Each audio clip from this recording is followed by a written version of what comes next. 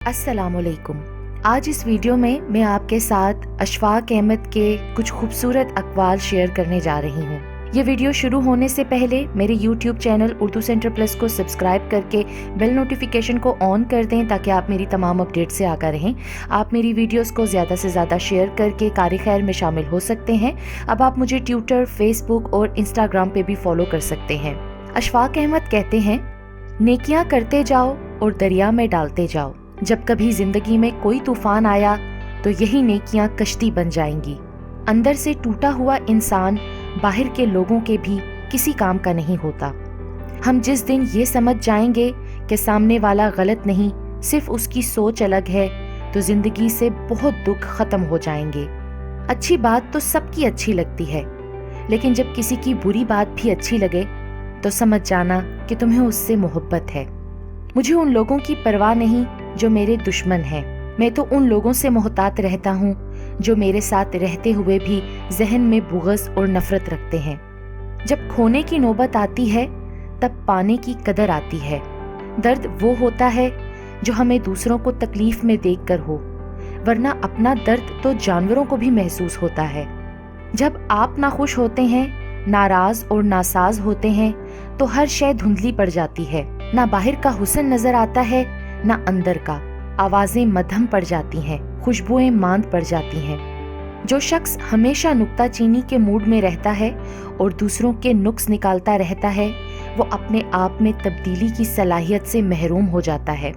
انسان کے جب اندرونی توازن میں بے وزنی پیدا ہو جاتی ہے، جب اس کے اندر عزت نفس کی کمی واقع ہو جاتی ہے، خدا سے بیگانگی اور علیحدگی پیدا ہو جاتی ہے، تو وہ گناہ کا شکار ہو جاتا ہے۔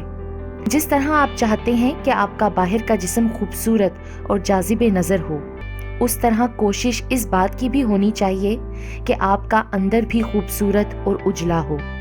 مومن وہ ہوتا ہے جس کے ہاتھ میلے اور گندے ہوں اور اس کا دل صاف اور شفاف ہو، اور وہ ہر حال میں اللہ کا تہ دل سے شکر گزار ہو۔ طاقت، فراوانی، عظمت اور شان و شوکت خدا کی صفات ہیں۔ بندے کو ان کے حصول کی تمنا نہیں کرنی چاہیے۔ جو شخص کسی کو دھوکہ دیتا ہے، حقیقت میں خود کو دھوکہ دے رہا ہوتا ہے، لیکن وہ خیال کرتا ہے کہ کسی اور کو دھوکہ دے رہا ہے۔ اور جو کسی کی خیر اور بھلائی مانگ رہا ہوتا ہے، وہ حقیقت میں اپنی بھلائی چاہ رہا ہوتا ہے۔ اگر اللہ نے وہ لے لیا ہے جسے تم کھونے کا تصور بھی نہیں کر سکتے، تو وہ یقیناً کچھ ایسا بھی دے گا جس کا تم نے سوچا بھی نہ ہوگا۔ ہماری خوش نصیبی یہ ہے کہ ہم ایک خدا کو مانتے ہیں، مگر ہماری بد نصیبی یہ ہے کہ خدا کی ایک نہیں مانتے۔